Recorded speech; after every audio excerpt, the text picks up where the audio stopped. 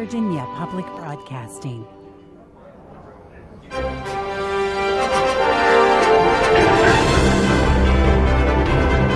Welcome to the 2018 debate with the Republican candidates vying for the U.S. Senate seat in the upcoming primary election.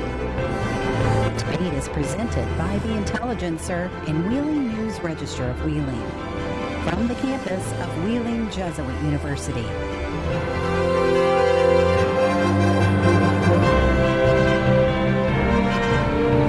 Good evening. I'd like to welcome you to our forum for candidates for the Republican nomination for the U.S. Senate. My name's Mike Meyer. I'm the executive editor of the Intelligencer and the Wheeling News Register, and I'll be the moderator this evening. I'd be remiss if I didn't thank some people who were critical in making this happen. First, I'd like to say thank you to Wheeling Jesuit University for hosting us, especially to the university president, Dr. Deborah Townsley, and to Kelly Klubert, who I think is here and did yeoman's work on it. Also like to thank West Virginia Public Broadcasting, which is telecasting the event live. Finally, last but certainly not least, thank you to the candidates. I think they all know how difficult it was to arrange everybody's schedule. We appreciate it very much. A few ground rules. First, we all know this race has aroused some pretty strong feelings. We know many of you in the audience are very interested in a particular candidate prevailing. However, please show the candidates some courtesy. A little polite applause is fine. Too much more than that would be discourteous to the other 5 candidates. So please be courteous. Because time is limited, we have set limits on how long the candidates have to answer particular questions. Each candidate will have 1.5 minutes for an opening statement and 2 minutes for closing statements later on. Between that, I'll be asking questions. Candidates will have 1.5 minutes to answer. After all have answered, they will have 30 seconds for follow-ups. Our managing editor, John McCabe, will be the enforcer here tonight. He will let the candidates know when they have 15 seconds left in their time, and then he'll let them know when it expires. Before the event, I talked with the candidates, and all agreed to be seated in alphabetical order. One joked that he was a little afraid that people would look and think this represents a political spectrum from left to right. I assure you it does not. After I've asked the first question, we will rotate the order in which the candidates answer so that hopefully everybody gets a chance to be on the spot at least once. The candidates were not informed in advance of the questions. Just about 2 minutes ago, I handed them each a list of the questions. That is because by the time 5 different people have answered, the last person getting it may not even know what the question was, so hopefully they can keep track there. It does happen. All right, now to the main event. We will have opening statements beginning with Mr. Blankenship. Thank you. Appreciate your having this debate, and I'm glad to be here. Again, my name is Don Blankenship. You've come to know me as Don Blankenship, candidate for U.S. Senate, and I approve this message, which has been on the television 1,000 times and will continue to be. I've been an active conservative as a non-politician since probably 1985, and I think I've played a major role in moving the West Virginia Supreme Court, the West Virginia legislature, and the laws in West Virginia in the conservative direction. I'm running because of 2 words, opportunity and fear. I see a tremendous opportunity brought on by President Trump's election, by the gas explosion, if you will, the gas boom in West Virginia, and by the movement I just mentioned in the conservative laws in West Virginia. And we don't want to miss that opportunity. And that's what I'm fearful we will do without good leadership both in D.C. and in Charleston. The fear is that we will remain last in job participation or workforce participation and first in drug abuse deaths, and that we won't deal with the problems in this nation, including the debt, illegal immigration, and all the other problems that we face on a daily basis. It's going to take someone that's strong and someone that is willing to make changes. And so I expect that it won't be easy, but I expect that I am the best candidate to make those changes. Thank you. Mr. Copley? Good evening. I'd like to thank everyone for the opportunity to be here also. My name is Bo Copley, and a lot of you may or may not know me as the laid-off coal miner who challenged Hillary Clinton when she came to West Virginia during the presidential election. The thing I like to make sure people know about me more than anything is that I'm a child of God, and I'm a husband to Lauren, and I'm a father to Elliot, Charlotte, and Merritt. And that is why I'm running for this position. I've lived my entire life in West Virginia, and for my entire life I've heard people say I'm tired of choosing between the lesser of two evils on a ballot. I'm tired of having career politicians make decisions for me and my family and it not working out for us. And I've always told my kids, when you don't see the change you want to see, be the change you want to see.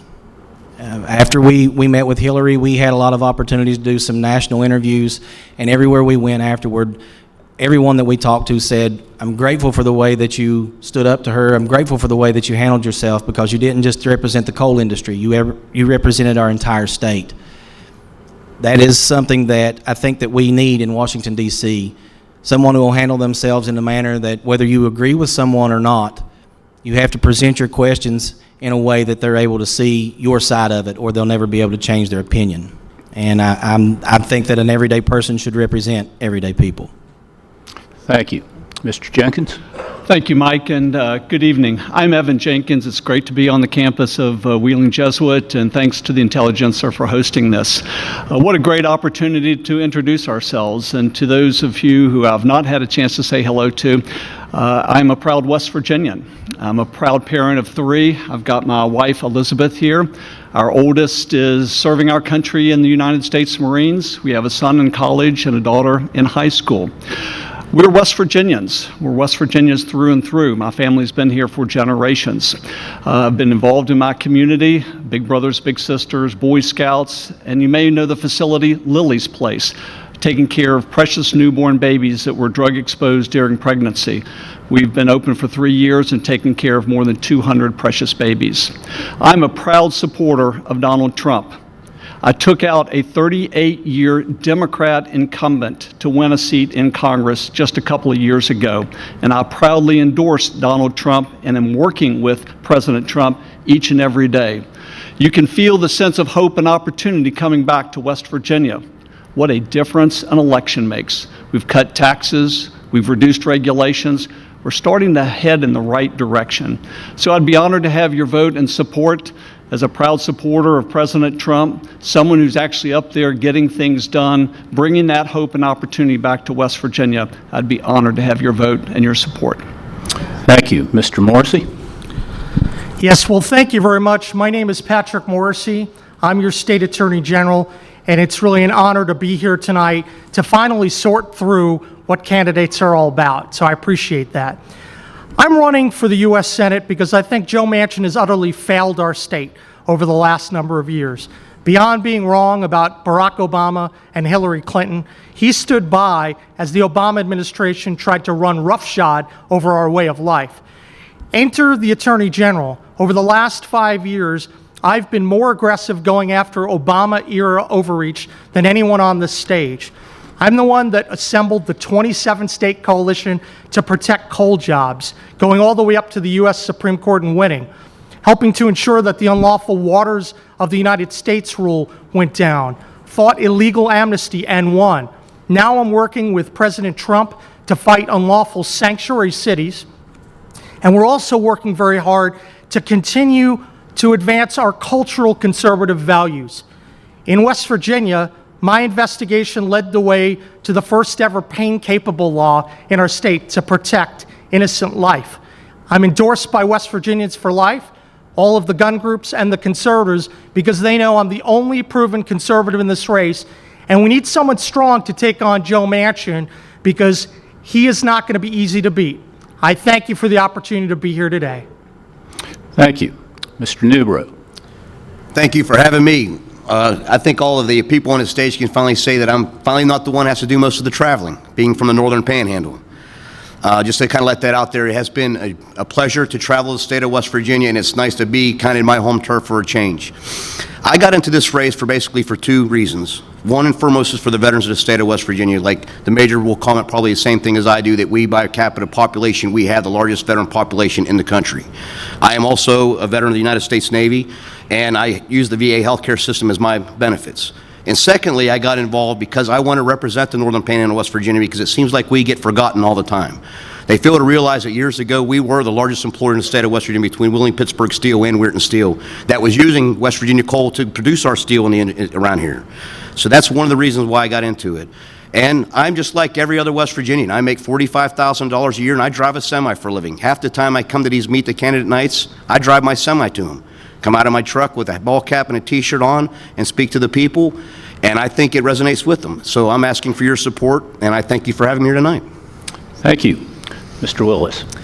Thank you, Mike, and thank you to the Intelligence Center for hosting this evening.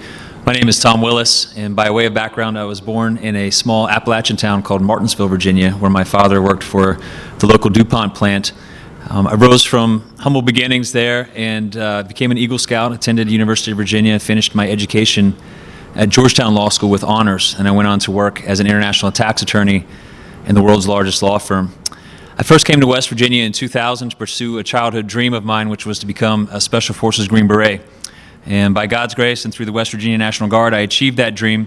I'm still in the West Virginia National Guard 18 years later, still wearing the Green Beret. I've served all over. I've been stationed in Martinsburg since 2013, where I live with my wife Sarah and where we raise our 3 children. We raise them with West Virginia values, meaning follow the golden rule and faith in God. I'm also a West Virginia business owner. I own an iconic and historic hotel called the Glen Ferris Inn overlooking the Kanawha River waterfalls. I'm running because West Virginia needs leadership now more than ever. We all know the stats, where we stand in the rankings. We know the challenges we face. Poor economic opportunities, the opioid crisis, and we see our kids leaving the state in droves. I'm running because West Virginia needs leadership. West Virginia can believe in itself, and if we work together, we can make West Virginia proud. Thank you very much. Now, for the tough questions. These are the elephant in the room questions, which I'm sure have come to some of your minds after seeing some of the campaign advertising during the last several weeks. The candidates were aware in advance that these questions would be asked. So we will start with Mr. Blankenship. Mr. Blankenship, you served some time in a federal prison as a result of your role as the head of Massey Energy, a coal mining company. 29 miners died in an explosion at the company's Upper Big Branch mine. Please comment on that. First of all, it's heart-wrenching to lose even one coal miner, so that was one of the worst days of my life, obviously. I think the main thing for people to understand is that I was never tried for the explosion. I was tried for a letter that went out that said we always try to comply with the law, and found not guilty of that. Was found guilty of a misdemeanor, which was for not preventing the miners from telling each other that the inspectors had arrived, which no one had ever even gotten a violation for, let alone. But the UBB tragedy and the aftermath, I think, is actually going to help me in this election in the coal fields, because coal miners know what really happened, i.e. that the government cut the airflow shortly before the explosion, and that it was a natural gas and not a coal dust explosion. But the biggest thing is that I'm going to focus on preventing it from happening again. 3 things would have prevented the UBB explosion and will prevent another one. One is to bifurcate ILMSA into separate inspection and investigation units. Another one is maximum application of technology, which will allow the mines to be monitored as far as atmosphere without men having to travel through the mine taking samples of air and so forth. And another one is a relief valve or an arbitration, where if the managers of the mine disagree with the government, that they have somewhere to go and express that disagreement and get an independent decision. If we do those 3 things and tell the truth about what happened at UBB, we can save minors in the future, and that's about all I can do about UBB or Upper Big Branch at this time. Copley, voters may wonder whether your lack of experience in the public sector would be a problem if you're elected to the Senate. Please comment on that. Well, I think everyone can agree that the scope of the political world is changing. I think people have voiced their opinion and have voiced it rather well to the tune that Donald Trump is our president. I think that speaks volumes to the fact that people are tired of having career politicians move into these positions and make decisions for us. They want people who are going to try something different. You know, we can't continue to elect the same kind of people to the same kind of positions and expect different results. It's never going to happen. So when you look at a state that is like West Virginia is set up for the middle class, the majority of the people in our state are middle class and work hard paycheck to paycheck, living from one week to the next, and I've spent my entire life in a middle class income home. I was in a middle class income home until career politicians put me out of work, basically. And so when you have a vantage point that people can relate to, I think that's appealing to people. I'm not just going to be making decisions for myself. I'm going to be thinking about the people in this room. I'm going to be thinking about the people over the entire state. You know, most of us feel betrayed when we look at politicians who just leap at career opportunities and leave cards on the table and move from one position to the next without finishing the job they started out to do. Thank you. Mr. Jenkins, at one time you held office as a registered Democrat. What changed? Some of your opponents say not enough has changed. Please comment on that. Well, as I said in my opening, I'm a proud West Virginian. I've always stood up for what I believe in, what I'm willing to fight for. And you know, candidly, my story is the West Virginia story. Look how much West Virginia political alignment has changed. You know, I appreciate the fact that Patrick Morrisey, when I announced for Congress, he stood there and actually endorsed me. It wasn't a problem for him, and Don Blankenship wrote me a $1,000 check a number of elections ago. So this is the West Virginia story. Always following your values and your beliefs, standing up and being a fighter. I think I'm the only one, Michael, here on this stage that actually proudly endorsed Donald Trump and stood with him throughout the election and now his year in office. I'm an unapologetic supporter of Donald Trump. What the voters in West Virginia are seeing, though, ought to tell you everything you need to know.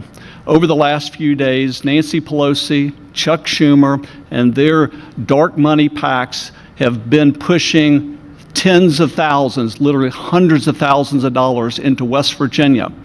It's when the Democrats are trying to beat you in a primary that ought to tell you something. Joe Manchin knows, Chuck Schumer knows, Nancy Pelosi knows, I'm the candidate to be able to defeat Joe Manchin, and is working with Donald Trump and making sure that Donald Trump does not get impeached. So we are fighting for what we believe in. It's always been my values as a proud West Virginian, and I will keep fighting for West Virginia each and every day. I'm a proud conservative, and I'm a proud Republican. Thank you.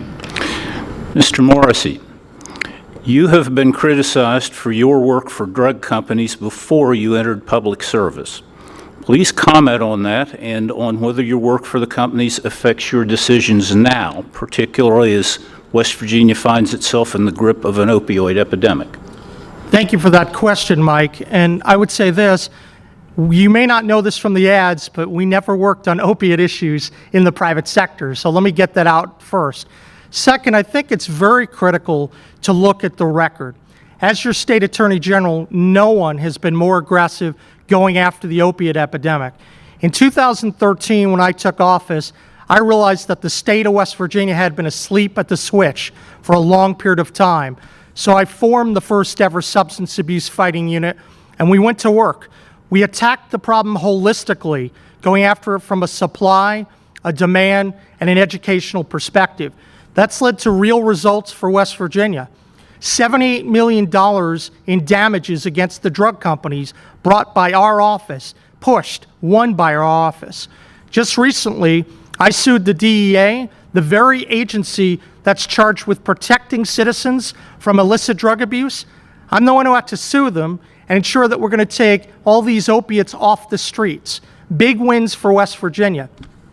Opiate education, that's now in the school curriculum here in West Virginia because we have to protect the hearts and minds of kids into the future. And of course, we formed the first ever faith-based initiative here in West Virginia because it's so important to get people better in their head and their heart. We need a comprehensive approach to this problem, and the U.S. Senate, I'm going to build on all the really strong work my office has done.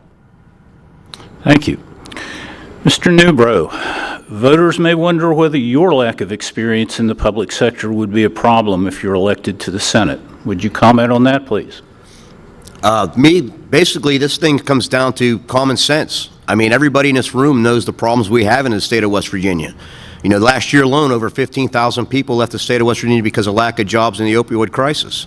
Me being a truck driver, I see all the issues that go on everywhere in this country, whether it be illegal immigration, the infrastructure the president wants to push, and these are exactly the reasons why President Trump was elected to office. And I mean, of course, I couldn't endorse him because I'm not a politician, but I was a big fan of his when he came down the escalator. He's the only man that I know of to this day that has kept a promise to the American people when he set forth an agenda, what he wanted to do, and has had no help. And I blame the United States Senate for that problem. That's why I'm running. Mitch McConnell needs to step down as a Senate Majority Leader in the United States Senate. And there's other factors up. Just today, I just heard that Senator Rand Paul was not going to recommend Mike Pompeo to be the Secretary of State. The president is the leader of the Republican Party, and we have no leadership in the Republican Party, and Mitch McConnell's the problem. And that's exactly where I stand on that issue. Thank you. Mr. Willis, voters may wonder whether your lack of experience in the public sector would be a problem if you're elected to the Senate. Do you have a comment on that? Well, I would disagree with this question on several levels, Mike. I would be interested to see what our current president would say if you asked him whether prior public office was necessary to be a strong candidate for public office.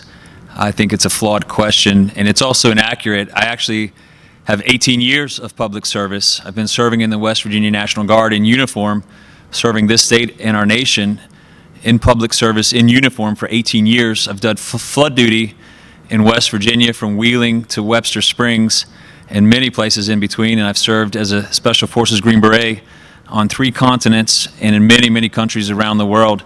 I have a world-class legal resume. I have a very strong and respectable business background, and I have a world-class military resume.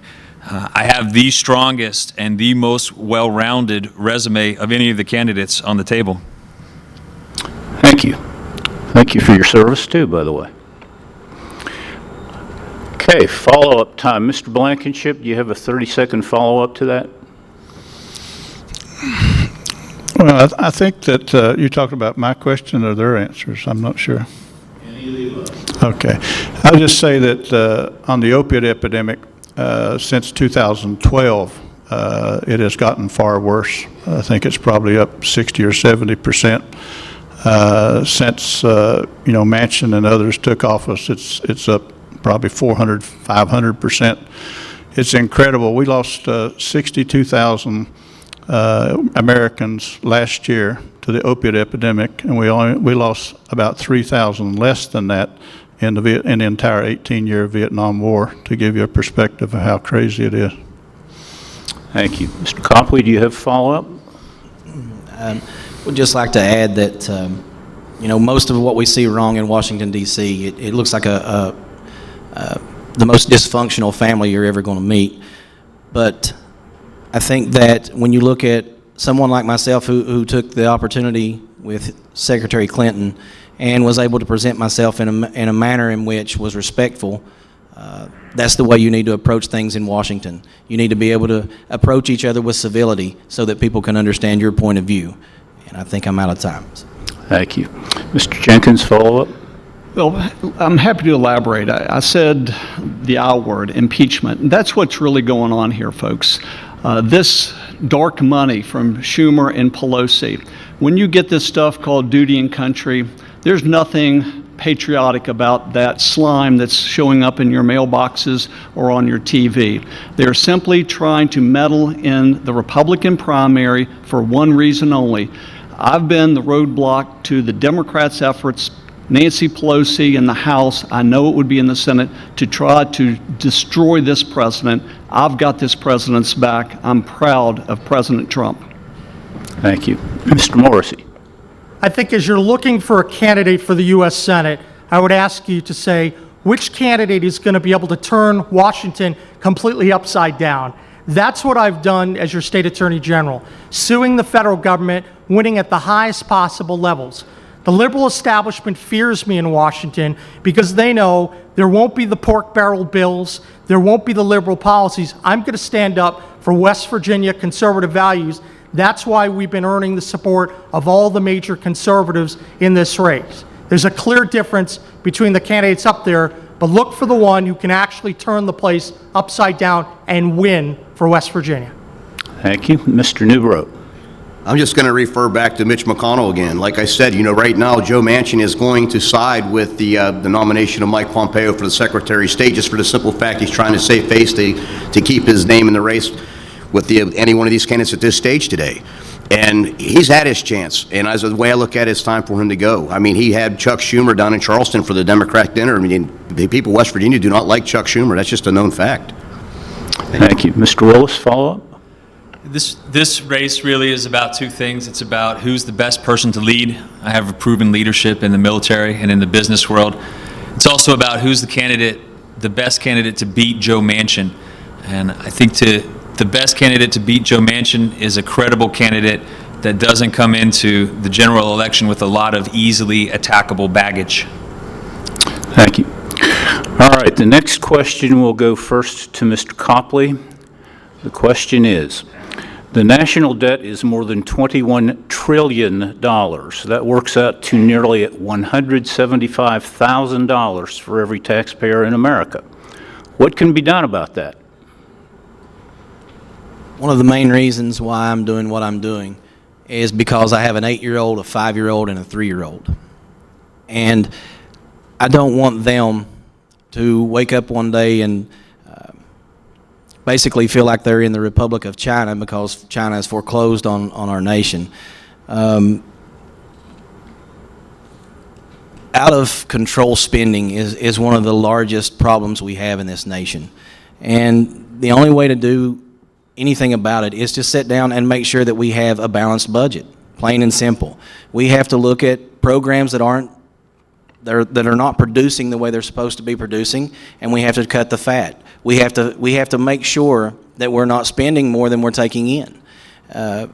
You look at it in a term you say it's common sense. Well, guess what? Common sense is not common anymore. And anyone can tell you that if you're spending more than you're bringing in, you're just building up a deficit, obviously.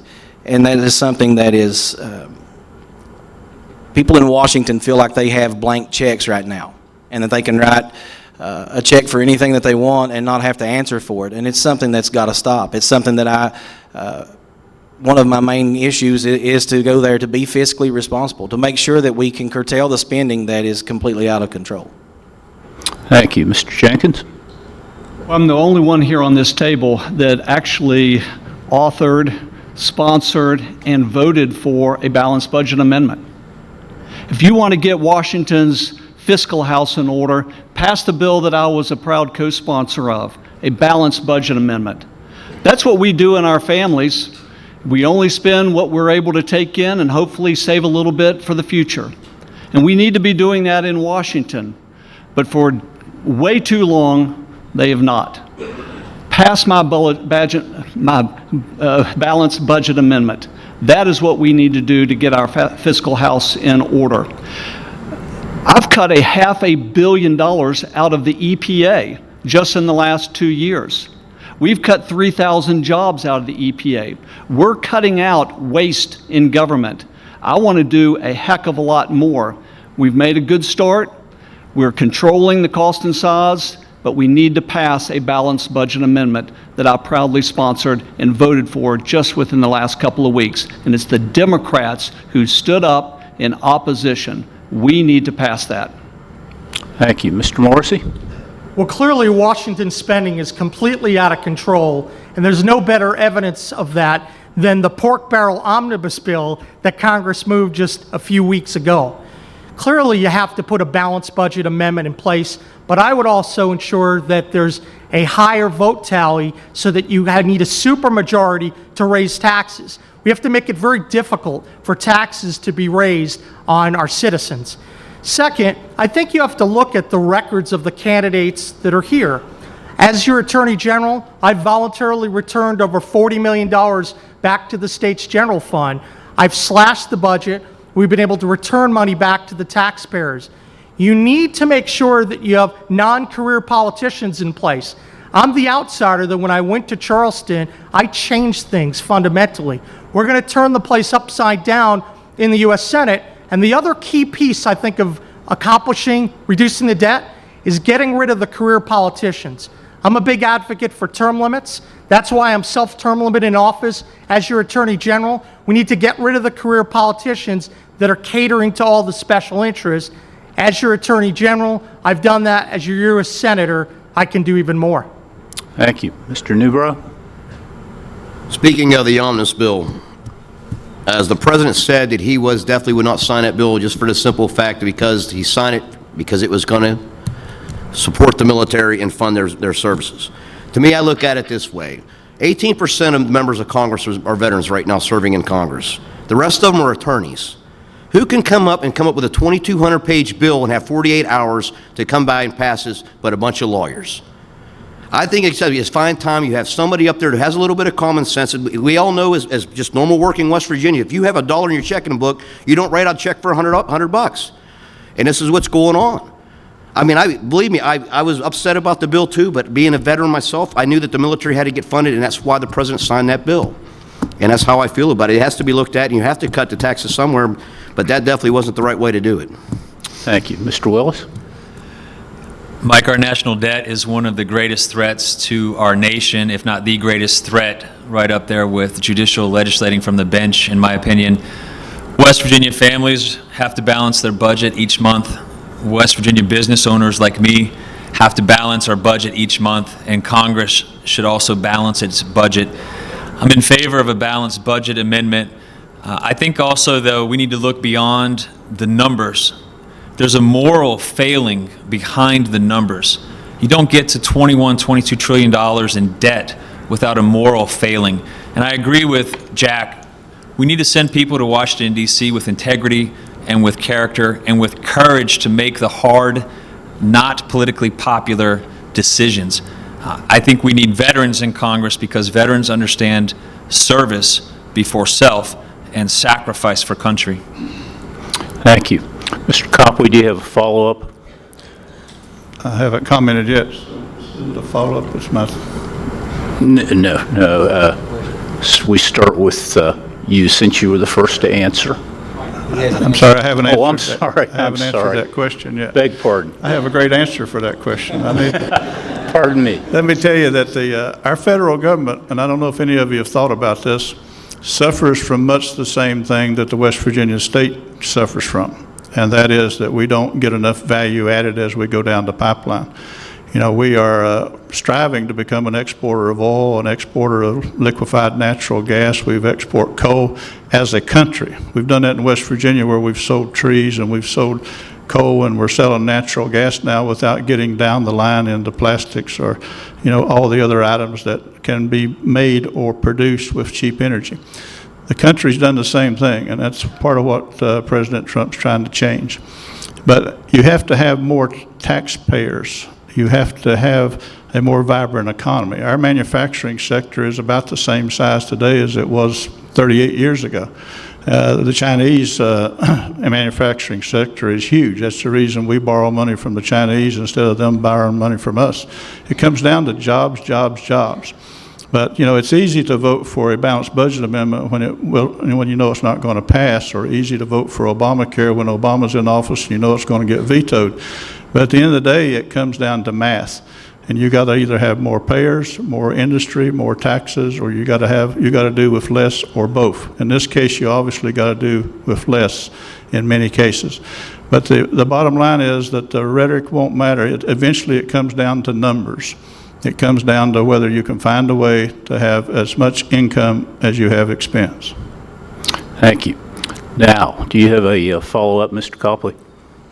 as you can tell, we agree on a lot of things. It's whether or not you go about them the same way that's the biggest issue. But again, the number one problem here is spending more than we're taking in, and we have to be able to find a way to trim our government down and be able to curtail our spending. And obviously that goes back to whether you're taking in less than you're actually putting out, and that's what's happening, and we have to put a stop to it.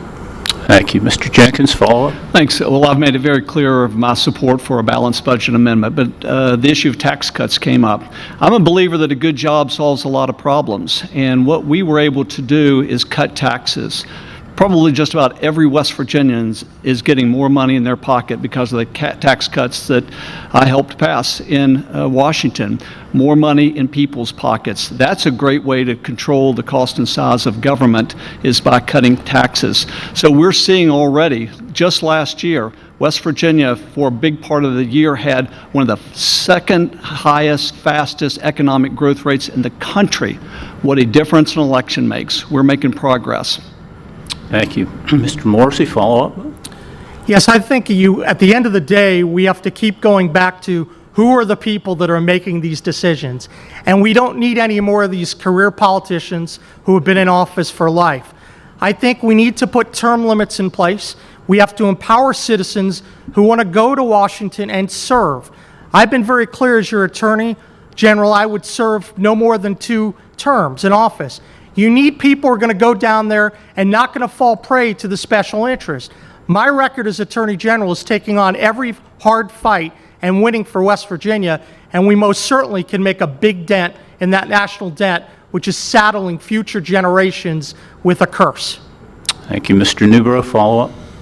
Kind of like what I said before, I mean, to me, it's basically kind of common sense. I mean, the people on this stage right here, we are an employee of the people of West Virginia. We have 1.2 million bosses, and I think the politicians have lost that fact. You know, we answer to you. I mean, I don't there for myself, I'm here for you. I mean, when something comes up like that, when it fails to raise the deficit and like that, you should have a voice in that opinion, not by something that I believe myself. And that's how I feel about it. Thank you. Mr. Willis? There's an old saying that goes, the borrower is a slave to the lender. It's foolish to enslave ourselves by borrowing too much. It's immoral to enslave our children by borrowing too much. As your U.S. Senator, I guarantee you that I will fight hard for fiscal responsibility and rein in our federal spending. Thank you. Mr. Blankenship, follow-up? Yeah, I would encourage all of you, if you have time, to go to the internet and go to my Don Blankenship website and look up the video I did on reg session years ago, because the fundamental problem is we're in a word I invented, reg session, which is putting G in recession, meaning that regulations are causing the decline in the U.S. tax base and the decline in the U.S. economy. We have to cut regulations. We have to stop illegal immigration, costing us $130 billion a year to house and feed and give benefits to people that shouldn't be even in the country. Those are the kind of decisions we have to make. Thank you. Next question goes first to Mr. Jenkins. West Virginia has one of the highest rates of dependence on programs such as Social Security, Medicare, and Medicaid in the country. If we attempt to cut deficit spending by addressing entitlements, how do we protect Mountain State residents who need the help? Well, what the Mountain State residents need is somebody in Congress who will make a pledge to them, to our seniors, those who are very much needing Social Security, Medicare, and our social service programs. Let me look at the voters straight in the eye, West Virginians. I will not privatize Social Security. I will not cut your Medicare. Obamacare actually robbed Medicare, Social Security to fund that program, in particular Medicare. We can't do that. We need to stand behind our seniors. So many people are living on limited means. They depend on Social Security and Medicare. And oftentimes you hear it from the Republican ranks about slash and cutting. Well, I'm a proud Republican who says for our West Virginia seniors, we need to protect Social Security and Medicare. Thank you. Mr. Morrisey? I think when we look at the question of entitlement spending, the first premise always must be keep your promise to the seniors. And I think it's absolutely essential that any of these cuts that people talk about, they have to be off the table. People worked really hard. They invested in the programs. We can't let the budget scalpel hurt all the people that paid so much in to these programs for so many years. I do think there's a tremendous amount of waste, though, we can go after. And I'll give you one specific example. Back in 2013, when I took office, there was no fraud disability unit in the Office of Attorney General. I worked with the Social Security Administration, and ultimately we formed a unit to identify now $8 million worth of savings for fraudsters, people who were stealing hard-earned taxpayer dollars. These programs are programs of trust. We need to make sure that we're protecting the benefits for those who need it most. I've done that on a small scale for disability fraud. We can do it writ large in the U.S. Senate.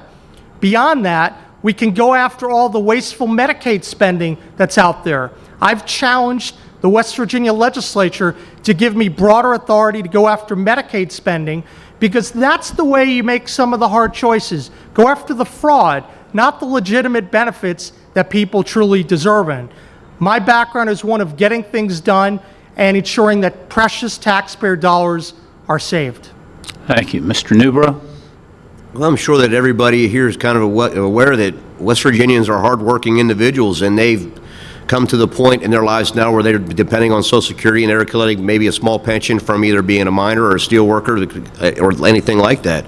And I will make the pledge that I promise that I'll never try to cut Social Security benefits for many of our seniors, because that's basically what our state is now. We live by them, and I will support them 100% of the way. And as far as when it comes to the Medicaid problem, I think that it definitely needs to be looked at. We have some issues. There's people that are abusing the program. For the people that need it, they need it, and there's a lot of people that are. And I believe that they are putting into work, if I'm not mistaken, Congressman, that they're going to have to work 20 hours a week now as far as they receive their Medicaid benefits. States have the option to... The states have the option to put that in there, and I think that's a right direction to where they're going to have to actually go to work a little bit. Thank you. Mr. Willis? Whether we're talking about benefits for veterans in the VA or benefits for our seniors in the form of Social Security or Medicare, promises made by our government to those persons need to be promises kept. Our seniors rely on Social Security and Medicare as a safety net, and under no circumstances should we cut those programs. I'm in favor of work requirements for Medicaid. I think, unfortunately, Obamacare put a lot of West Virginians into Medicaid and made them dependent on Medicaid, made them dependent on the federal government. We need to be very careful about cutting that umbilical cord, because families are dependent on it now. I am in favor of work requirements, but I'm more in favor of free market reforms that will drive down insurance costs so that families will have the dignity of work and the choice to get cheaper insurance that they can afford themselves. Thank you. Mr. Blankenship? Yeah, I think the question's not only about Social Security, Medicare, and Medicaid, and I think we all know about the huge frauds and the Social Security issues. I do think, as a practical matter, at some point we're going to have to be a little older before we get Social Security, because it wasn't designed to be for people to be on Social Security for 25 or 30 years. But the real issue is that we've got to look at what other countries are doing. And here's one of my biggest issues, is that it needs to be less honorable to be on welfare than it does to have a job. Right now, we do everything we can to hide the fact somebody's on welfare, when in other countries will put you in a certain colored uniform and have you sweep the streets. But if we take out the illegal immigrants and slow down the more of them coming in the country, there's going to be plenty of jobs for people that are on welfare and then wanting to move up.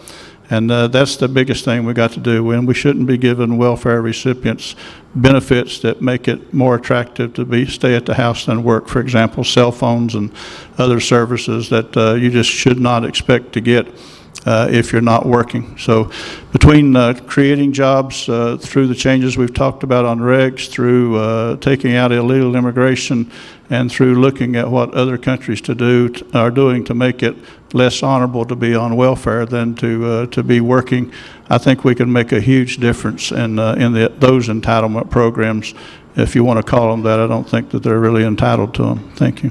Thank you. Mr. Copley? One of the things I have always said is I would like to see drug testing implemented on those that are receiving any kind of state or federal funding. The people who pay into these systems, I know myself, I had to pass a drug test to begin work, and I had to pass random drug tests throughout my entire time working. But I also have to look at the entire situation and see that we have no incentive for people to leave these programs that are meant to get them back on their feet. And so I'm in favor of possibly something along the lines of a time system, where once you've been on in the system with Medicaid or what have you for so long, that you, again, will be put to work, and that at the end of this program, at whatever time limit you decide that is acceptable, you give people a recommendation and help them get back into the workforce. But they have to have a reason to be able to leave the system. Right now, we're in a constant state of perpetual poverty, because these kids today look at their parents and say, well, they have no reason to leave this system because it pays for everything we have. And we have to get away from that. We have to find ways to make people understand that it's not there as a means to live. It's there as a means to help you get back on your feet. That's what it's meant for. And so that's the direction that I would like to see. Thank you. Mr. Jenkins, do you have a follow-up? Well, just want to reiterate, the American government has made a promise to our seniors, and that's a promise made, and it must be a promise kept. So I've made my position absolutely perfectly clear. But I've also talked about cutting taxes, growing the economy. A good job solves a lot of problems. We need to get people back working, and for the first time in a long time, we're starting to see that sense of hope and opportunity come back into West Virginia. So working with President Trump, cutting regulations, cutting taxes, getting people back to work. We need to grow the pie. We can take care of our seniors. Thank you. Mr. Morrisey, follow-up? I think it's absolutely essential, as you're looking at entitlements, that beyond the changes that could be made, you have to grow our economy significantly. And we need to look at 3-4% growth in the upcoming years. Otherwise, we're not going to keep pace with all these promises. The best way to do that, let's make the Trump tax cuts permanent. Let's further reduce taxes on hardworking West Virginians, and let's dismantle this federal bureaucracy that's really shackled job creators for so long. I spent a lot of time suing the Obama administration over unlawful regs, but there are a lot of stupid ones as well that we need to go after in order to reduce the burdensome regs on the job creators of our state. Thank you. Mr. Newbrough? I really don't have anything else to add. Thank you. Mr. Willis? You're not so lucky with me. One interesting thing about serving in the military and working as a business owner is that you learn some wisdom as related to incentives. And I think that a lot of our leaders in the federal government are not exercising wisdom when it comes to incentives. We need to be very careful about giving people the wrong incentives, incentives that destroy marriages or destroy families or encourage people not to work. And unfortunately, we have those incentives in place now, and that's something that needs to be changed. Thank you. Mr. Blankenship, do you have a follow-up? Not very much. Again, I think that we all know that there's a lot of people on these programs that should not be on them. We all know that there's a lot of fraud and waste. But again, the key thing is when you move someone from a program like that over to working, you win twice. You take them off the take, and you put them on the paying taxes. And that's what we have to do. Thank you. Mr. Copley, follow-up? Kind of reiterate what he said and what I said. It's, there has to be a reason for them to want to leave this system. And I think if we're already paying for a lot of able-bodied people for everything that they have, whether it be from their food to their insurance, we may as well go ahead and put them to work and then give them a reason to want to leave that system and have to leave and go into the tax-paying system. Thank you. This next question goes first to Mr. Morrisey. We just had another shooting at a restaurant in Nashville, Tennessee. 4 people died. Some people say that we need to ban certain types of guns and enact more strict limits on gun ownership generally. How do you feel about that? Well, I think what's been happening in recent months has really been an American travesty. We know that far too many people have been subject to violence. But the answer is not gun control. The answer is actually to take a comprehensive look at what's going on in our schools.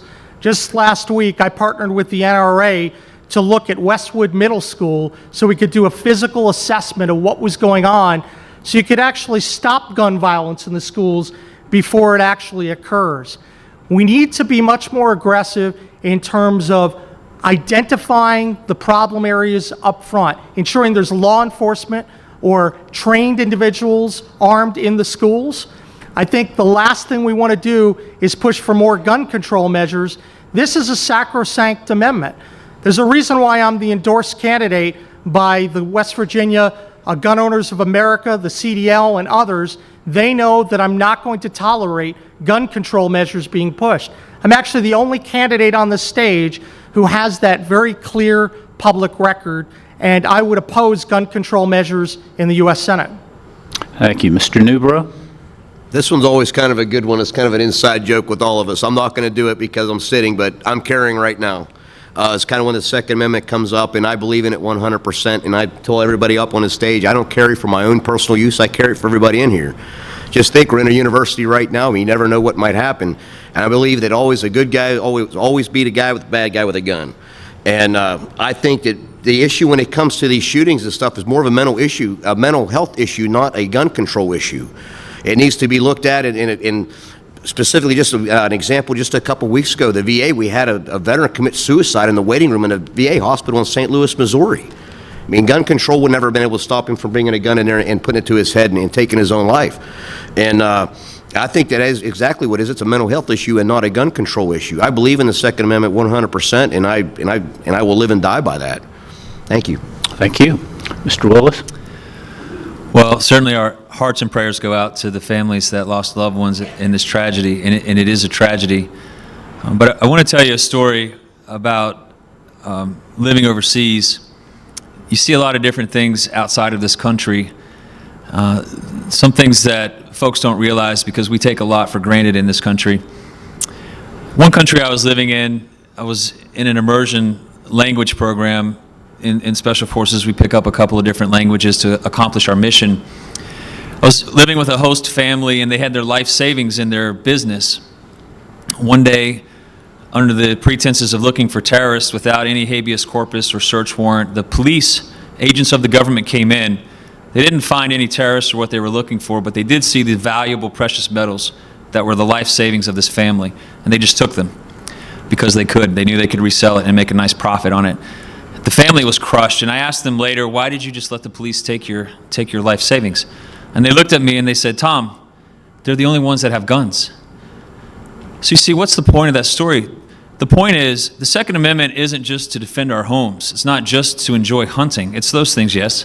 The Second Amendment is a balance. It's a check on government power. That's what the founders intended it for, and that's why it's a sacred right that we need to protect at all costs. Thank you. Mr. Blankenship? Yeah, I mean, I think every one of the candidates for the Senate office are going to be for, no gun control, regardless, because it's fundamental. We have to protect our children in different ways. We're all saddened when we see these issues. But let me point out that the human rights that are in the Constitution are guaranteed. They're not something that can be tampered with by legislation, or should be. But it's not just the Second Amendment that's under assault. It's the First Amendment's under assault. I experienced that when they put a gag order on me shortly after I was indicted. I've experienced it. Can you believe that in federal court, the federal prosecutors told the judge that I should not be allowed to speak because this is a quote, free speech troubles the United States. It's incredible. You see these these universities that have free speech zones. That's incredible. And it's not even those. I mean, you got the Fifth Amendment about your right to a fair trial. You've got all kinds of amendments.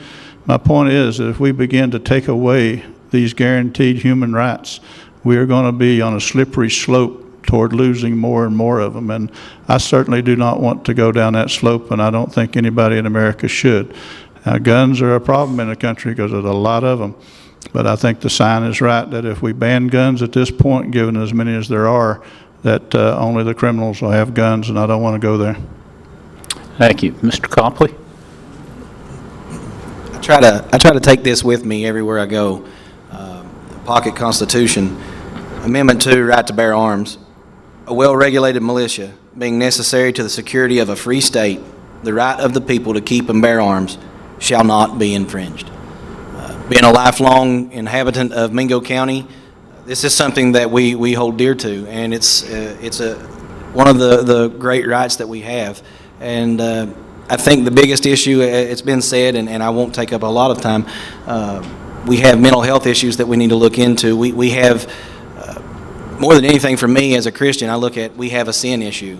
And something Tom and I have talked about extensively on this campaign is we have people who are looking for answers and looking for solutions that they're not going to find anywhere but through the Lord Jesus Christ. And until we can work on people's hearts, I don't know that we can, I don't know that we'll find the proper solution to it outside of that. Thank you. Mr. Jenkins? You know, our heart breaks each time we see one of these mass shootings. Elizabeth and I are a parent of a senior in one of the largest public high schools in our state.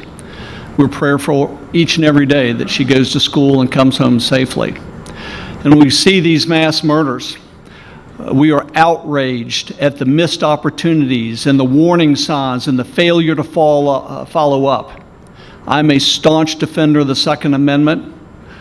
Bo just read the Second Amendment. The Republican conference has gone onto the House floor and read the entire Constitution at the beginning of each session, and I have been the one that has read the Second Amendment. I have a 100% voting record with the NRA, and today the NRA announced an A+ rating for me. We must not infringe our constitutional rights. Right up above in the Capitol, over the Speaker's chair, it says, "In God we trust." Our Constitution, the Constitution and the amendments are God-given, and we must protect them, and we must not infringe upon them. Thank you. Mr. Morrisey, follow-up?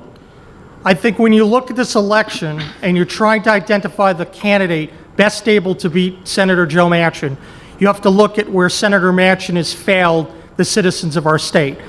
And there's no easier place to point to than on Senator Manchin's effort to impose stringent new gun control on our citizens. I have an A+ rating with the NRA, and I'm the only candidate sitting here tonight who's been endorsed by the gun groups. They know I went after the liberal gun grabbers, and that I'll be able to provide a great contrast to Senator Manchin, who really has failed us. He's tried to give the government broad new powers that should never be in place. As your U.S. Senate, I will strongly oppose these gun control measures of Senator Manchin. Thank you. Mr. Newbrough, follow-up? The only thing that I can say, I'm the only one carrying a gun up here right now. I don't know how else you can go with that. That's how I feel about it, and it's kind of funny. I don't have a whole lot of time to talk, but I told the Congressman and the Attorney General here I went to a Democrat dinner Saturday before a Reagan dinner, and I was seated next to Joe Manchin's opponent, and he's not going to have any problem beating her, so we need to get somebody in there to take him out. That's all I can say. Mr. Willis, do you have a follow-up? Well, now you know why I always like to sit next to Jack. I think we need not just a physical assessment of the structures that protect us and our children, we also need a moral assessment. By age 18, our children will have seen 200,000 violent images on TV, including 16,000 murder images. 200,000, 16,000. How many times have our kids heard, "Don't kill because life is sacred. Don't kill because we're made in the image of God"? Thank you. Mr. Blankenship, do you have a follow-up on that one? Only that the U.S. Congress has a lot of things to do that are important, but they should leave all of our human rights alone and focus on making sure this country is solvent and making sure that we grow the economy and that we get rid of things like the drug epidemic, and certainly attacking people's human rights is not the priority. Mr. Copley, follow-up? Just to add, for me, you look at the Bible, and we're not allowed to talk about the Ten Commandments, but it's something that I I have to look at thou shalt not kill. It's a basic law of humanity that we sometimes overlook, that sometimes, when you take those things away, people look in the wrong direction. And I'll be a strong supporter of our Second Amendment rights, but again, it comes back to human decency and thou shalt not kill. Thank you. Mr. Jenkins, follow up. Thanks. One of the things I've worked on real hard is national reciprocity, and actually the House passed a national reciprocity for concealed carry, and I was a co-sponsor of that legislation, supported it. It is like so many pieces of good conservative legislation that we are able to pass them in the House and they get stuck in the Senate. And Joe Manchin is the problem. He was the deciding vote not to repeal and replace Obamacare. He's championed gun control. Joe Manchin has just simply lost his way, lost his West Virginia roots, and does not represent our West Virginia values. We need somebody to do that. Thank you. Next question goes first to Mr. Newbrough. All of you are running for the Senate as Republicans. Our president is a Republican. Is there any issue on which you disagree with President Donald Trump? No. But I'll elaborate a little bit, though. Okay. His love for military and country is amazing to me. We're not going to have a sit-down with the leader of North Korea if it wasn't for the fact that he has 3 carrier battle groups off his coast. I believe in his philosophy of peace through strength.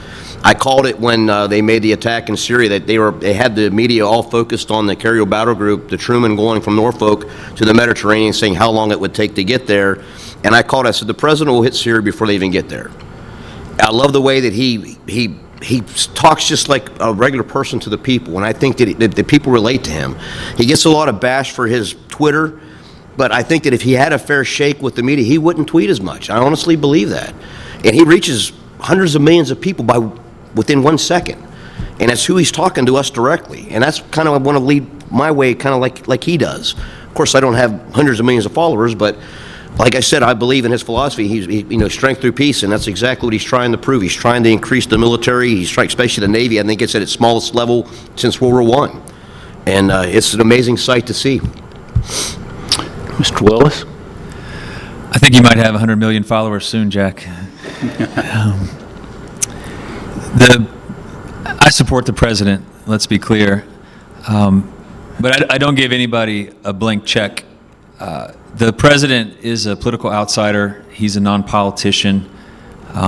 He works for what he thinks is in the best interest of our country, and that's why I support him.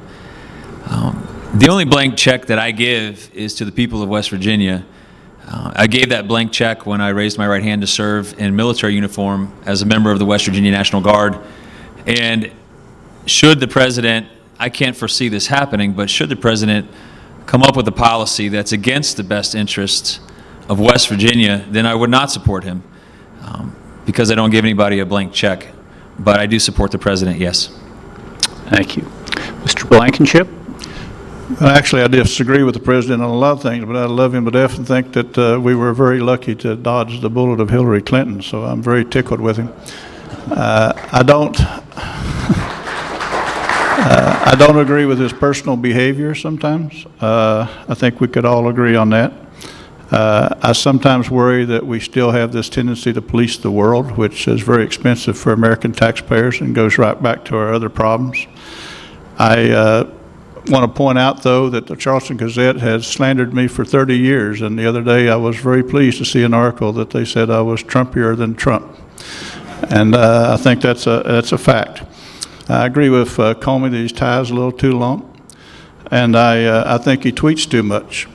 But if that's the only failings that he has, I think we're in for a great 6 years ahead of us, or 7, and I think that we should all, be very grateful that we have President Trump. He's the best president we've had since Ronald Reagan. And if he will stay focused and not fall victim to the swamp. I would say also that I think he needs to look a little further west when he's looking for cabinet members and so forth. He falls victim to what we all fall victim to, is people that we're familiar with, people that are nearest, people that we know in some of these cabinet positions. He needs to get out, and we need to see faces that we're not even familiar with to make sure that we're getting the kind of thinking that we need to drain the swamp. Thank you. Mr. Copley?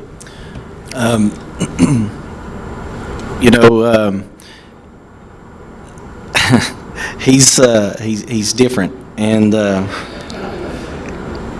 lot of people ask me, as a Christian, do you support him? And I'll be honest with you, as a Christian, I supported him well over Hillary, and that's why I made the choice that I did. We have a disagreement with just about anybody at any time, but Tom kind of stole my answer. I've said it a few times on the trail. I currently don't have anything that I disagree with, but if there ever came a time that he was going to do something that was unconstitutional, or that he would do something that would be to the detriment of the people of this state, the number one priority for this job is the people of this state. I'm not a person who's going to try to ride Trump's coattails. I support him, but if there ever came a time he did anything that was unconstitutional or did anything that was to the detriment of the people of this state, I would stand up to him the same way that I did Hillary Clinton. I would like to see him have a filter for Twitter for sure. Okay, thank you. Mr. Jenkins? Well, thank you. I said it at the outset. I'm a proud supporter of Donald Trump. Endorsed him, helped him get elected, and working with him each and every day in office. What a difference an election makes. We can feel the fact that we're finally turning our country and our state in the right direction. Sitting there and cutting taxes, putting more money in people's pockets. I was there with the president when he signed my piece of legislation that saved 1/3 of all the coal mining jobs in America. And standing up to these dictators around the world through American supremacy and strength, and we're supporting our troops. We're heading in the right direction. What a difference an election makes. This president has enough people picking on him, trying to tear this administration down, telling him to be somebody different than who he is. Our president is somebody who is put in this office to stand up for who we are and what we believe in. And I think he's doing a darn good job. And so for everybody who thinks this president is on the right track or doing the wrong thing, I believe he's on the right track. And we're starting to see the results.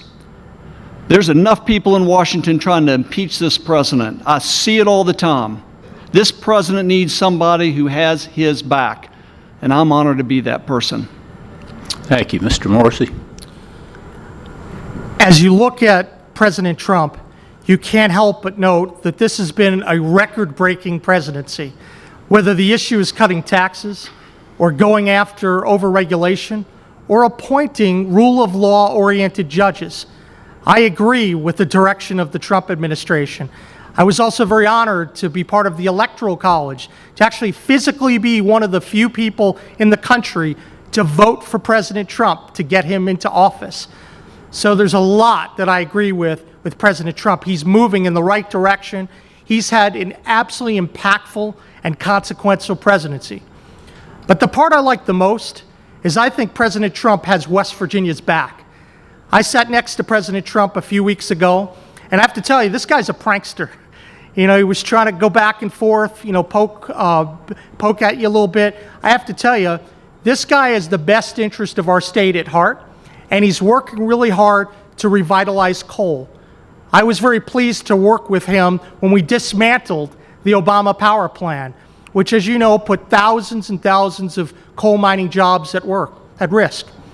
In addition, I've worked with President Trump to oppose illegal amnesty and fight against unlawful sanctuary cities.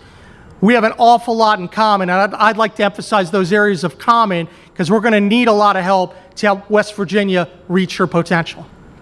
Thank you. I'm going to ask your indulgence. We are running out of time, so I'm going to skip the follow-up on that so that we can get one more question in. And it goes first to Mr. Willis. Question is, West Virginia is the state hit hardest by the drug abuse epidemic. What should the federal government be doing that it is not doing now to help us win this battle? Thank you, Mike. I think whenever we talk about the opioid epidemic, we need to approach this topic with some respect and compassion, because all of us in West Virginia either have a personal experience with this, or immediate family members or close friends, someone in our community affected by this. This issue really is an economic security issue for us at this point, and a national security issue for us at this point. With the economic loss that it causes us as a nation and as a state, and the disqualification it causes our workers and those with the ability to serve in the military. I'm a big fan of alternative sentencing. The goal is to get someone from this addiction back into a productive taxpayer status, a productive member of society. I'm in favor of alternative sentencing. I'm in favor of drug courts. I think we need to look at the root cause of this, though, which is the hopelessness and the purposelessness that drives people into this addiction. We often focus on the symptoms, and the symptoms can be addressed through education, prevention, and enforcement. Absolutely, we continue those. But I think we need to look deeper to the root causes, and I think the federal government should be open to supporting programs that statistically better reduce recidivism rates, and statistically, those are faith-based programs. Thank you. Mr. Blankenship? Yeah, I think the drug epidemic may be the biggest problem we've got in West Virginia, because it's taking away people who should otherwise be productive. But one thing we need to do is we need to drug test every public official, from the president all the way down to the janitor at every school, and we need to be drug testing many other people. We have to build the wall to stop the inflow of the drugs from Mexico and elsewhere, and we have to end large cities giving sanctuary to them. We have to know which doctors are abusing the prescriptions of opiate drugs. We have to make sure that drug makers and drug distributors are being reasonable. We require that cigarette companies put a warning on a pack of cigarettes, or that beer companies advertise not to drive drunk and have a designated driver. We need far more serious warnings when someone picks up an opiate drug prescription. And so there's a whole lot more that we can do. Most things that you're trying to fix, you have to measure them before you fix them. So, we need to know, again, where the drugs are coming from, both prescription drugs and illegal drugs. We have to make sure we know who's using them. We have to slow down the people that manufacture them. Bottom line is, we have to make it less profitable to be in the illicit drug business. And, we tax everything in the world. We certainly need to do whatever we can to make it very taxing and very difficult to spread drugs to our young people in particular, but to anyone in this country. And most other countries have very serious repercussions from drug dealers. Thank you. Mr. Copley? Well, when you look at drug issues on any level, you always look at the supplier as well as the dealer. And so for us in the opioid epidemic, you've got to look at the pharmaceutical companies. You have to look at pharmaceutical lobbyists. You have to look at people who are pushing incentive programs to doctors to prescribe these things. And you have to look at the doctors as well. That's your dealer in this instance. You have people who are treating pain as a cause, and it's not a cause, it's a symptom. And to be able to treat the symptom is not the way that you need to go. So, we look at so many different levels of it, but I believe that for myself, you have to look first at the pharmaceutical companies. You have to go at them, and you have to be. We're one of the, I think, 2 nations in the world that allows pharmaceutical companies to advertise on television, and I don't think that it's. I don't think it's my place to go in a doctor's office and ask them, hey, what about this drug? Will this work for the situation that I have? And I know that's not always for opioids, but we have to really put a stop to the way pharmaceutical companies dictate the way things work in this country. We have other levels to look at as well, but I think that is the first and foremost place we need to turn. Pharmaceutical companies first, and then we have to look at doctors who are abusing the system and continue to write these prescriptions. Thank you. Mr. Jenkins? Yep, a good job solves a lot of problems. When Barack Obama came to West Virginia to talk about the drug crisis, my comment to the president was, Mr. President, you want to win the war on drugs, stop your war on coal. The Obama administration sucked the economic life out of our state, put people on the unemployment line, caused people to lose their homes and their cars. It was outrageous. We're starting to see hope and opportunity come back because we're getting the policies right. I helped start Lily's Place, me and essentially 3 other folks. We have taken care of more than 200 precious babies in the last 3 years. What does Congress need to do? It's legislation that's running this week that I'm the sponsor of to allow Lily's Place to be replicated in other parts of this country. Let's take care of our babies, our most precious. Bo hit it right. I have challenged every candidate in this election to sign my People Over Pills pledge. What we need to do is take Big Pharma, take the drug industry lobbyists' money out of politics, out of this election. And I have said no to taking any money from pharma, their lobbyists, their executives. We need to rein them in. We need to get our state moving in the right direction, and we need to get the big, dirty, big pharma money out of politics. Thank you. Mr. Morrisey? Fighting opiate abuse is the challenge of our time. And since taking office in 2013, there's no one who's been more aggressive going after this absolute senseless death in our state.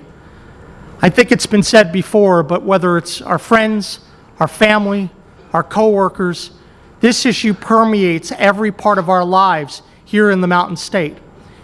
And this is a moral issue.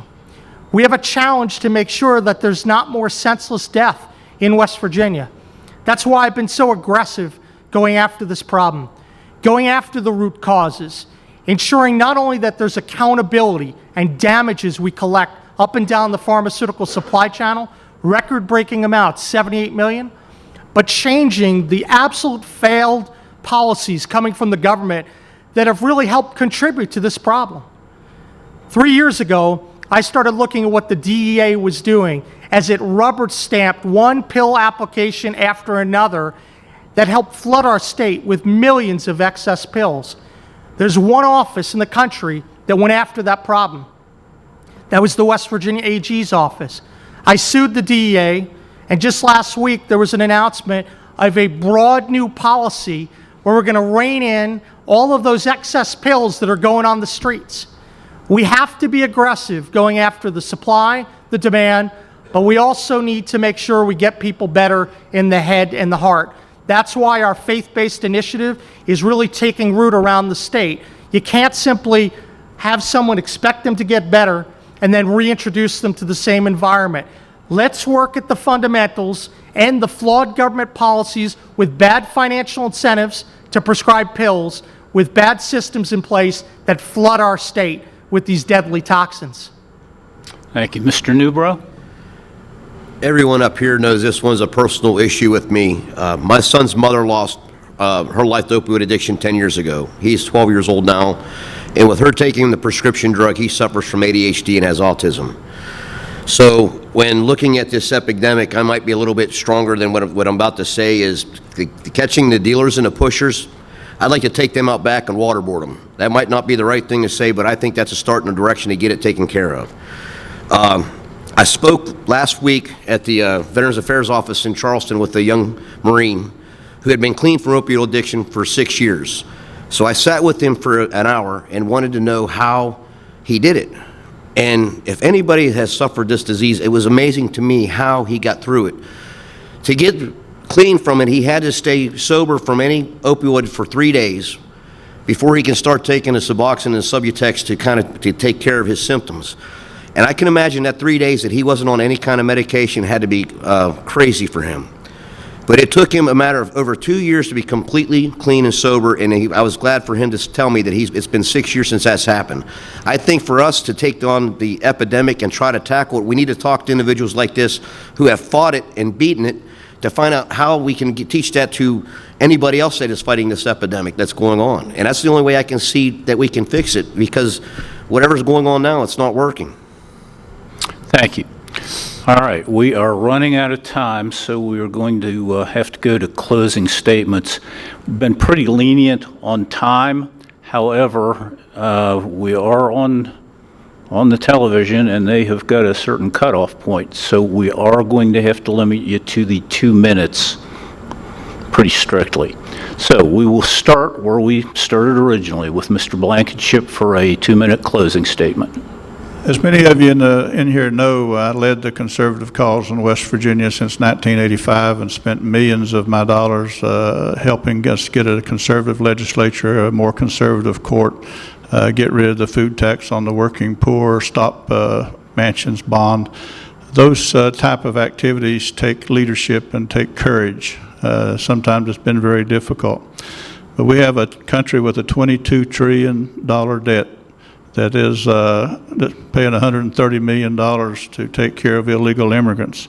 And something has to be done. But all these problems are the result of corruption, greed and so forth in D.C. I call it, instead of the District of Columbia, the District of Corruption. You have to fundamentally want to fix it. And one thing that has to stop is what I call the professional wrestling problem in D.C., which is they act like they're fighting, but they're not. When I go to D.C., anybody that's damaging this country with waste or corruption, it won't be a fake fight. It'll be a real fight. We're going to make sure that they're exposed when they do things like give $450 million to a solar panel company that's related to Mrs. Pelosi or anything else they do. And we're going to take care of the country and as a result, take care of West Virginia. And that's what we had to do in West Virginia. The thugs in West Virginia that didn't want companies to work, didn't want them to have right to work, didn't want us to have, Republicans on the ballot. We beat back all of that, and the country's just a little bit bigger job, but we got to do basically the same thing in D.C. that we've come close to doing in Charleston. Thank you. Thank you. Mr. Copley? When you look at the 6 people on this stage, we have a lot of the same ideas, and we have a lot of the same beliefs, and we have a lot of the same ideas about how to go about things.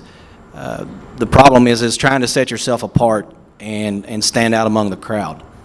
And one of the biggest common denominators that we have is that each one of us want to have the opportunity to unseat Senator Manchin. For the last 20 or 30 years, there's probably not been a larger, more looming political image in West Virginia than that of Senator Manchin. And you have to find someone who's the exact opposite of him. And I think if history has taught us anything, it's when you're faced with a giant who stands over you, taunting you, and your every move. I'm confident that these guys are confident in their own abilities. But when you have a giant that you're facing, you don't send a King Saul who's confident in himself and his own abilities. You send a David who's confident in the Lord God.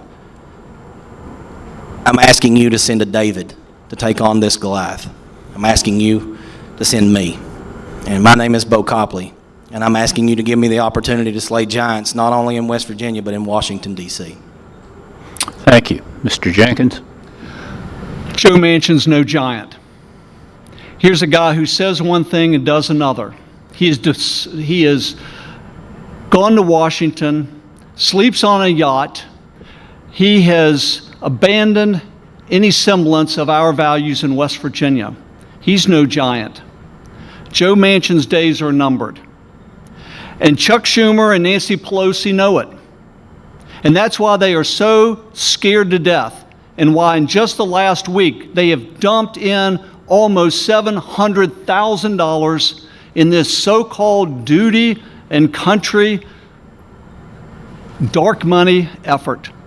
They are scared to death of Evan Jenkins on the ballot in November because they know Evan Jenkins can beat Joe Manchin.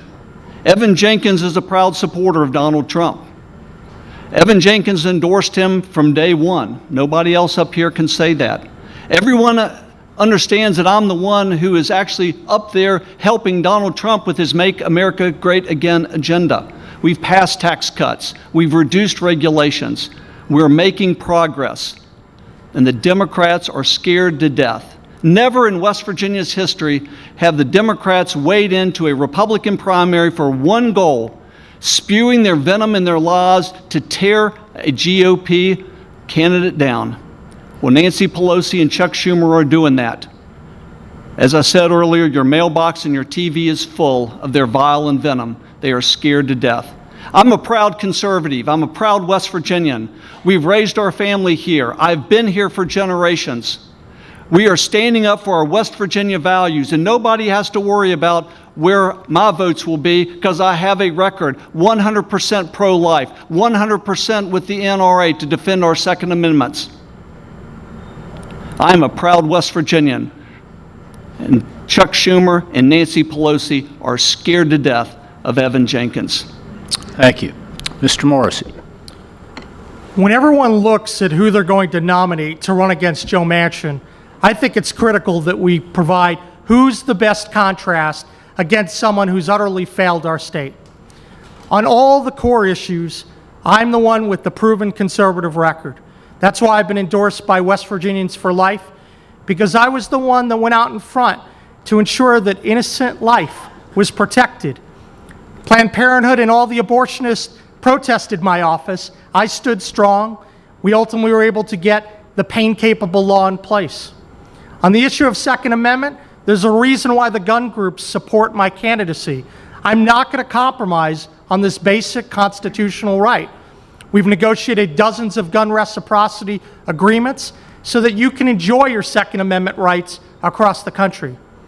And on the question of taking on federal overreach, with all due respect to everyone on this stage, I'm the only one who fought in the battles against Barack Obama. I was not on the Barack Obama team. I'm not a liberal career politician. We took Barack Obama, took him all the way up to the U.S. Supreme Court, and we won time after time after time. That's a record that Senator Joe Manchin is very afraid of, because he can't get away with mouthing one line and doing another. He's going to have someone running against him who actually has effectuated major conservative success on life, on guns, on coal, taking on federal overreach, and who has an exemplary record fighting substance abuse. I'd be honored to be your Republican nominee for U.S. Senate and go to Washington and work with President Trump. We've had a lot of success leading legal fights to help him, and in the U.S. Senate, we can do so much more, dismantle that federal government, advance conservative values, and really make West Virginia proud. Thank you. Thank you. Mr. Newbrough. I guess I'll look at it this way. My experience doing this, believe me, it has been a pleasure sitting with all these guys up here today, again, throughout this campaign, whatever you want to call it. But I have found out being from the Northern Panhandle, it's extremely tough. We get no recognition a lot of times, and we have to do most of the traveling to get down either to the eastern panhandle of the state or down to the southern part of the state, like all of us will be leaving tonight to go to Beckley. And what I wanted to stand out about as far as about what I am, Joe Manchin would never see me coming. If you look at some of the individuals up here that have the careers and everything else like that, when it comes down to your Republican nominee and you go into a debate between Joe Manchin, there's a whole list of things he can attack you on. What's he going to attack me on? I'm a United States Navy veteran. I drive a truck for a living. What else do I have? I mean, if that makes me a bad person, I mean, I let him bring it on. Let him. It's fine and dandy with me. And I just told you, I had a taste of it with his opponent just this past Saturday in Buchanan. And believe me, he's not going to have no problem beating her, but it was the same policies of what they're trying to do. The Democrats want to spend, spend, spend. They're all about abortion. They're all about gun control. They're all about Obamacare. And when I would go up there and I would start to chime in and make an argument against it, they would shut me off. So I got a little taste of it, and I said I was really looking forward to fight a little bit more, but it never got any further. That they kind of finally kicked me out of the building. But it was fun, and that's how I look at it. I mean, the people of West Virginia, they have a choice. They can choose the same way that the path the state's going, or you can take a chance like you did with President Trump and choose somebody different. Thank you. Thank you. Mr. Willis. The six of us here are interviewing with you, the people of West Virginia, to become your next U.S. Senator. I think it's fair that you know what you should expect from me. As a West Virginia business owner, you can certainly expect from me that I will look out for West Virginia economic success. As a military veteran and current member of the West Virginia National Guard, you can count on me to look out to protect our freedoms and our national security. As a family man and man of faith, you can count on me to look out to protect our West Virginia family values, including the right to life for all Americans and our Second Amendment right to bear arms. It was mentioned earlier, I want to emphasize that West Virginia has the highest percentage population of veterans in the country, but no veterans in our U.S. congressional delegation now. None in the House, none in the Senate. That's not right. That's an anomaly I intend to correct. If you look across our nation right now, there is a certain type of candidate, the prototypical candidate that's winning races. This candidate is a credible non-politician, a political outsider that has maybe a business background and is a veteran. I am that candidate. That's why I'm the strongest candidate to defeat Joe Manchin in November, and not just defeat him, but defeat him soundly. My name is Tom Willis. I'm running for U.S. Senate. I'm asking for your vote on May 8th. I pray God bless you all, West Virginia, and our great nation. God bless. Thank you. Thank you. Unfortunately, we are out of time. I invite everyone to stick around. We have some refreshments in the back of the room. I'd like to thank the candidates very, very much for letting us put you on the hot seat. We appreciate it. Hope you don't have too many more of these to go through. I am only sorry that I did not get time to ask the last question on my list, which was, would you please say something nice about Joe Manchin? But I'm sorry. I'm sorry we're out of time. Thank you.